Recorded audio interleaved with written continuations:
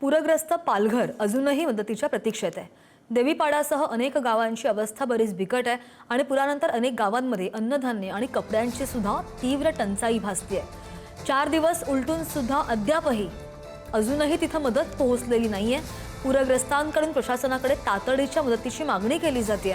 पालघरमधील 6 जुलैच्या महापुरानंतर देवीपाड्यासह अनेक गावांमधील पूरग्रस्त अजूनही शासकीय मदतीच्या प्रतीक्षेत आहेत। तरडेपाडा, देवशेत, झांझरोळी आणि मंडळपाडा या गावांना पुराच्या पाण्यानं चारही बाजूंनी वेढा घातल्यानं अनेक कुटुंबियांना जीव वाचवण्यासाठी घरांच्या छतांवर रात्र काढावी लागली। पुराच्या वेढ्यामध्ये अडकलेल्या अनेक कुटुंबांनी घराच्या छतावर आश्रय घेत जीव वाचवलेला होता।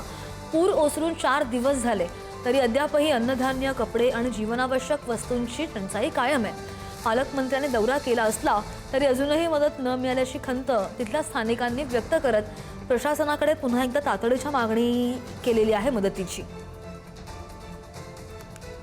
भयंकर आमची परिस्थिती होती। आमचा जीव आम्ही कसा वाचवला हे आम्हालाच माहिती आहे। आम्ही त्या कसं ती खिडकी तोडली आणि माझ्या पूर्ण मुलाबाळांना, माझ्या पूर्ण परिवाराला मी कसं बाहेर काढलं ते मलाच माहिती आहे। आम्ही ती खिडकी तोडून आमचा बकऱ्यांचा गोठा आहे त्यावरती जाऊन नंतर मग आम्ही पत्रावरती जाऊन बसलो आणि तेव्हाही वारा पाणी भरपूर होता। शासनाने आम्हाला म्हणजे थोडी मदत केली तर बरं होईल, कारण की आमच्याकडे चादरे वगैरे बघा आता सर्व म्हणजे घाण झाले, पूर्ण आता थोड्याफार धुतलेले आहेत आणि आमच्याकडे अन्नाचा एकही कण राहिला नाही। आम्हाला थोडे चावल आमचा परिवाराचा गुजारा होईल एवढं अन्नधान्य भेटलं तरी आम्हाला बरं होईल। आम्ही फॅमिली घेऊन पूर्ण गोठ्यावरून पत्र्यावरती गेलो। एवढं घरात पाणी होतं की म्हणजे राहायला सुद्धा होत नव्हतं, त्याच्यामुळे आम्ही वरती जाऊन राहिलेलो आणि माझी पूर्ण फॅमिली आहे।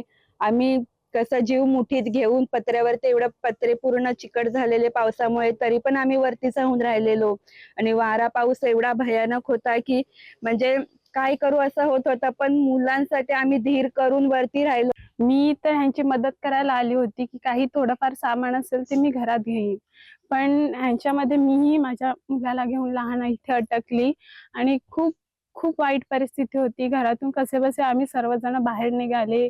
माझा भाऊ, माझे मिस्टर वगैरे होते, त्यांनी आम्हाला कसंबसं पूर्ण पत्र्यावर चढवलं आणि 3 मुलांना घेऊन आम्ही तिथे बसले होते। खूप वादळ वारा, पाणी भरपूर सुटला होता आणि त्यात आम्ही मुलं घेऊन बसले होते। आमच्या आई वगैरे पुन्हा रडत होते, त्यांना धीर दिला की नका रडू। तेही खूप तुटले होते त्यांचं एवढं घर संसार बघून, पण खूप हालत आमची खराब आहे। अन्नधान्याचं एक कण सुद्धा त्या घरात मिळालं